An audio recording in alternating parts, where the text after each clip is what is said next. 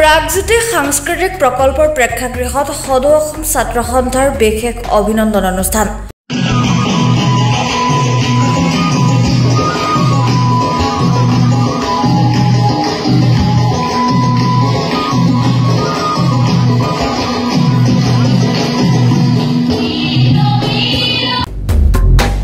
পূৰ্বৰ ধাৰা অটুট ৰাখি চলিত বৰ্ষৰ সদৌ অসম ছাত্ৰ সন্থাৰ বিশেষ অভিনন্দন অনুষ্ঠানটো আজি গুৱাহাটীৰ মাছখোৱাস্থিত প্ৰাগজ্যোতি সাংস্কৃতিক প্ৰকল্পৰ প্ৰেক্ষাগৃহত অনুষ্ঠিত হয়।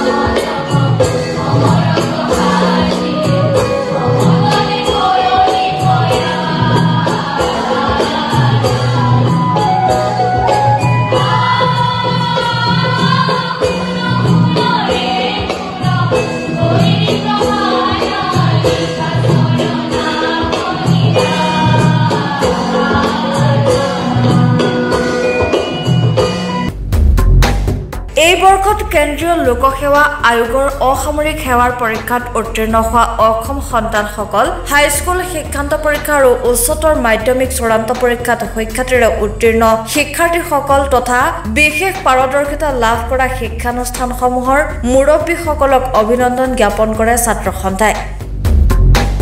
অনুষ্ঠানটোত অসমৰ অৱসৰপ্ৰাপ্ত মুখ্য সচিব পৱন বৰঠাকুৰ, অসম দক্ষতা বিশ্ববিদ্যালয়ৰ উপাচাৰ্য সুভাষ চন্দ্ৰ দাস বিশিষ্ট অতিথি হিচাপে উপস্থিত থকাৰ উপৰিও ছাত্ৰ সন্থাৰ মুখ্য উপদেষ্টা ডক্টৰ সমুজ্জ্বল কুমাৰ ভট্টাচাৰ্য, সভাপতি উৎপল শৰ্মা, সাধাৰণ সম্পাদক শংকৰজ্যোতি বৰুৱা আদি উপস্থিত থাকে। আৰম্ভ কৰিছে মেধাৱী ছাত্ৰ ছাত্ৰীসকলে এই বিষয়ে উদ্বিগ্ন, তেওঁলোকে পঢ়িবলৈ বিচাৰে, তেওঁলোকৰ আগ্ৰহ আছে। এতিয়া 2023 চনৰ বাজেট এলোকেশ্যনত কেন্দ্ৰীয় চৰকাৰে কৈছে যে দেশৰ 3খন প্ৰতিষ্ঠানক centre of excellence for artificial intelligence 3খন প্ৰতিষ্ঠানক দিয়া হ'ব। আজি গোটেই মেধাৱী ছাত্ৰ ছাত্ৰীসকলৰ উপস্থিতিত আমি এই পবিত্ৰ মঞ্চৰ পৰা অসম চৰকাৰলৈ, ৰাজ্য চৰকাৰৰ লগতে সমান্তৰালভাৱে কেন্দ্ৰীয় চৰকাৰলৈ দাবী জনাব বিচাৰো, আপোনালোকে সমগ্ৰ দেশত দিব বিচৰা 3খন centre of excellence for artificial intelligence তাৰে এখন অসমৰ যিকোনো এখন বিশ্ববিদ্যালয় দিবৰ কাৰণে আমি দাবী জনাইছো। আমি সকলোৱে জানো যে অসমখনক লৈ আমাৰ সকলোৰে সপোন আছে। আমি যিয়ে কৰিব বিচাৰো সেই অসমখনক লৈ কৰিব বিচাৰো। আমি অসমৰ বাহিৰত থাকিলেও আমাৰ মাটিৰ গুণটোৱে, আমাৰ এই অসমখনক ভাল পোৱা আমাৰ যিটো মুখ, সেই মুখটোৱে আমাক সদায় টানি ৰাখে। আমাৰ সপোনবিলাক দিঠকত পৰিণত কৰিবলৈ আমি অসমখনক লৈ সেই সপোনবিলাক প্ৰায়ে দেখো। আৰু অসমখনৰ হৈ যেতিয়া আমি কিবা এটা কাম কৰিব পাৰো, জাতিটোৰ হৈ যেতিয়া আমি কিবা এটা কাম কৰিব পাৰো, নিশ্চিতভাৱে আমাৰ মনত যিটো আনন্দ লাগে সেই আনন্দটো আন কিন্তু আমি কতোৱেই বিচাৰি নাপাওঁ। আমি ভাৰতবৰ্ষৰ পূব প্ৰান্তত থকা এই অসম নামৰ যিখন ঠাই আছে, এই যিখন ঠাইত আমি অসমীয়া নামৰ এটা বৃহৎ জাতিয়ে বাস কৰো, যিটো জাতিৰ ভাষা শক্তিশালী, যিটো জাতিৰ সাহিত্য শক্তিশালী, যিটো জাতিৰ ৰীতি নীতি পৰম্পৰা, যিটো জাতিৰ সাজ পোছাক আছে, এটা আত্মনিৰ্ভৰশীল জাতি, গৌৰৱেৰে মেৰুদণ্ড পোন কৰি শিৰ উচ্চ কৰি জীয়াই থাকিব জনা জাতি হৈছে এই অসমীয়া জাতি। আৰু এই জাতিটোৰ মেৰুদণ্ড, এই জাতিটোৰ ভৱিষ্যত হৈছে আপোনালোক ইয়াত বহি থকা কীৰ্তিমান ছাত্ৰ ছাত্ৰীসকল। সেইকাৰণে মই ছাত্ৰ ছাত্ৰীসকলক আপোনালোকক আহ্বান জনাব বিচাৰো যে আপোনালোকে অন্তত আপোনালোকৰ এই সপোনবিলাক যেতিয়া চুবলৈ যাব, এই সপোনবিলাক চুবলৈ যাওঁতে নিজৰ জাতিটোৰ কথা, নিজৰ ভাষাটোৰ কথা, নিজৰ সাহিত্যৰ কথা, নিজৰ জাতিটোৰ যিবিলাক মৌলিক উপাদান, যিবিলাক উপাদানেৰে আমাৰ জাতিটোৰ ভঁৰাল চহকী হৈ গৈছে, বা যিবিলাক উপাদানেৰে আমাৰ জাতিটোৰ ভঁৰাল চহকী হৈ আছে, সেই উপাদানবিলাকক লৈ, সেই উপাদানবিলাকক বুকুত বান্ধি মূল শিপাডালৰ সৈতে সম্পৃক্ত হৈ যাতে আমি সদায় আমাৰ জীৱন পথত আমাৰ সেই সপোনটোৰ ক্ষেত্ৰত যাতে আমি আগবাঢ়ি যাব পাৰো, সেই কথা বতৰাবিলাক আপোনালোকে বুকুত বান্ধিব লাগিব। আজি মই হৃদয়ৰ পৰা, মন মগজুৰ পৰা ইয়াত উপস্থিত থকা কীৰ্তিমান ছাত্ৰ ছাত্ৰীসকলক আহ্বান জনাব বিচাৰিছো যে আপোনালোকে জীৱনৰ দৌৰত, জীৱনৰ যুদ্ধত আপোনালোকে য'তেই নাথাকক, কেৱল বুকুত এটা কথা আপোনালোকে বান্ধি ৰাখিব, এই অসমীয়া জাতিটোক আমি ভাল পাব লাগিব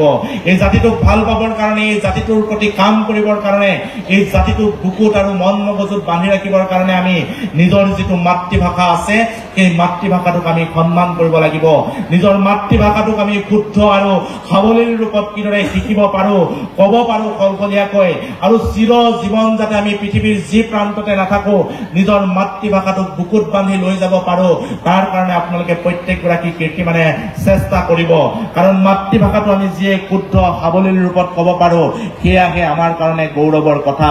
যি জাতিয়ে বা যি ছাত্ৰ ছাত্ৰীয়ে নিজৰ মাতৃভাষাটোক নাজানে মাতৃভাষাটো শুদ্ধ আৰু সাৱলীল ৰূপত ক'ব নাজানে সেইগৰাকী ছাত্ৰ ছাত্ৰী আচলতে জ্ঞানী হৈও অজ্ঞানী সেইগৰাকী ছাত্ৰ ছাত্ৰী চকু থাকিও অন্ধ সেইগৰাকী ছাত্ৰ ছাত্ৰী কথা ক'ব পাৰিও বোবা গতিকে নিজৰ মাতৃভাষাটোক বুকুত বান্ধি ৰাখক আপোনালোকে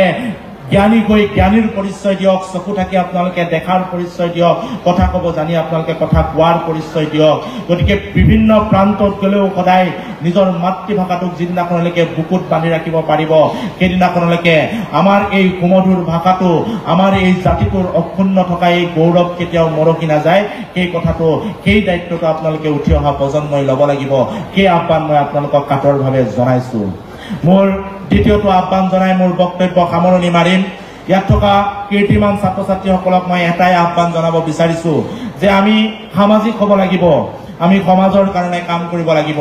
আমি আজি ইয়াত কীৰ্তিমান হৈ আপোনালোকক ইয়ালৈ নিমন্ত্ৰণ জনাই আনিছোঁ আপোনালোকক ইয়াত আজি ডিঙিত এখন আমি গামোচা আনি দিম এখন সম্বৰ্ধনা অভিনন্দন পত্ৰ দিম এটি স্মাৰক দিম ইয়াৰ ভাৰ হয়তো আপোনালোকে এই মঞ্চখনত ল'ব পাৰিব কিন্তু সেই বস্তু কেইপদৰ জৰিয়তে আমি আপোনালোকক জাতিটোৰ কাৰণে এই ঠাইখনৰ কাৰণে যিখিনি কাম কাজ কৰিবৰ কাৰণে এই মঞ্চখনত যি দায়িত্ব দিছোঁ সেই দায়িত্ব কিন্তু আপোনালোকৰ গধুৰ আৰু সেই দায়িত্বখিনি পালন কৰিবলৈ ক'লে আপোনালোকে সামাজিকভাৱে সমাজপ্ৰিয় হৈ থাকিব লাগিব সমাজৰ কাৰণে কাম কৰিব লাগিব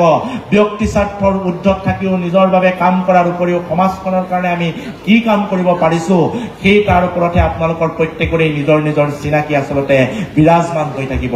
যিয়ে সামাজিক মানুহ হৈ থাকিব পৰা নাই যিয়ে সমাজৰ কাৰণে কাম কাজ কৰিব পৰা নাই তেওঁক কিন্তু সময়ৰ বলুকাত সময়ৰ বালিত তেওঁ নিশ্চিন্ন হৈ গৈছে কোনেও কিন্তু তেওঁক চিনি নাপাব যিয়ে সমাজৰ কাৰণে কাম কৰি নিজৰ সপোনবিলাক পূৰণ কৰিবলৈ চেষ্টা কৰে সেইগৰাকী ব্যক্তিয়ে সদায় সমাজত সমাজপ্ৰিয় হৈ থাকে গতিকে সমাজৰ কাৰণে কাম কৰিবৰ কাৰণে সামাজিক হৈ থাকিবৰ কাৰণে প্ৰত্যেকেই চেষ্টা কৰক মই এটা সৰু উদাহৰণ ইয়াত যিহেতু কীৰ্তিমান ছাত্ৰ ছাত্ৰীসকল আছে মই এটা ক্ষুদ্ৰ উদাহৰণ মই বৰ ভিতৰুৱা গাঁও এখনৰ পৰা আহিছোঁ ডিব্ৰুগড়ৰ দুলীয়াজানৰ সেই ভিতৰুৱা গাঁওখনৰ মই নিজেই দেখা এটা অভিজ্ঞতা বিদ্যালয়ত পঢ়ি থকাৰ দিনৰ এটা অভিজ্ঞতা যিটো অভিজ্ঞতাই আজিও মোৰ মন মগজু চুই যায় সেই অভিজ্ঞতাটো আপোনালোকৰ আগত মই কৈ মোৰ বক্তব্য সামৰণি মাৰিম আমি যেতিয়া গাঁৱত আছিলোঁ আমি যেতিয়া বিদ্যালয়ত পঢ়ি আছিলোঁ আমি অষ্টমমান শ্ৰেণীত থকাৰ এটা অভিজ্ঞতা সেই সময়ত মেট্ৰিক পৰীক্ষাৰ ৰিজাল্ট দিছে এইবাৰ যিটো শিক্ষাৰ উৎসৱমুখৰ পৰিৱেশ সেই উৎসৱমুখৰ পৰিৱেশটো কিছু ম্লান পৰিছে যদিও সেই সময়ত মেট্ৰিক পৰীক্ষাৰ ৰিজাল্ট দিয়াৰ দিনাখন গাঁৱে ভূঞে চহৰে নগৰে প্ৰতিটো প্ৰান্ততে যি এটা শিক্ষাৰ উৎসৱ হয় সেই উৎসৱটোৰ কথা আপোনালোকক নতুনকৈ কোৱাৰ প্ৰয়োজন নাই সেইদিনাখন মোৰ গাঁওখনতো সেই মেট্ৰিক পৰীক্ষাৰ ৰিজাল্টৰ উৎসৱেৰে ভৰপূৰ হৈ আছিল কাৰণ সেইদিনাখন মোৰ গাঁওখনৰ পৰা এজনে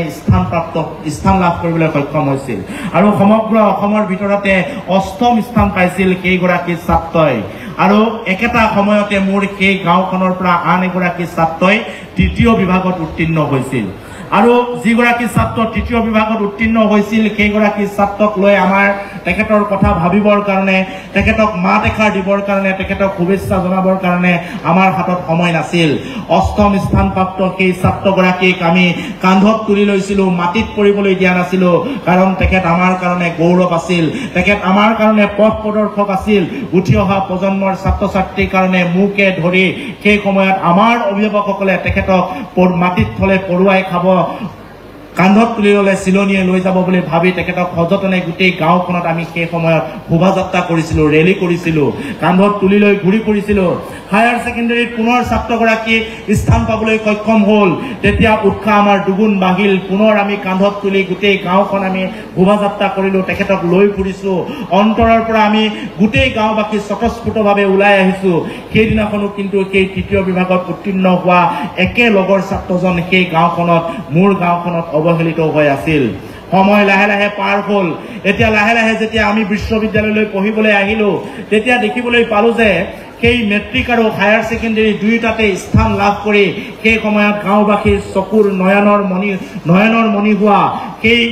যিটো লৰাক আমি মাটিত পঢ়িবলৈ দিয়া নাছিলো কান্ধত তুলি লৈ শোভাযাত্ৰা কৰিছিলো যিটো লৰা আমাৰ কাৰণে আদৰ্শ আছিল সেইটো লৰাৰ কথা কিন্তু আজিৰ তাৰিখত আমি যেতিয়া বিশ্ববিদ্যালয় পাইছিলো সেই সময়ৰ পৰা সেই লৰাটোৰ কথা গাঁৱত আলোচনা নোহোৱা হ'ল সেই লৰাটো কলৈ গ'ল গাঁৱৰ মানুহে নুসুধা হ'ল আনকি তাৰ মাক দেউতাকেও ৰোগীয়া মাক দেউতাকেও তাৰ বিষয়ে গাঁৱৰ মানুহৰ আগত নুলিয়া হ'ল মোৰ মা দেউতাই তাৰ কথা কৈ তাৰ নিচিনা হ'ব লাগিব তাৰ পথেৰে যা বুলি নোকোৱা হ'ল আমি লাহে লাহে ভাবিবলৈ ধৰিলো যে কিয় হ'ল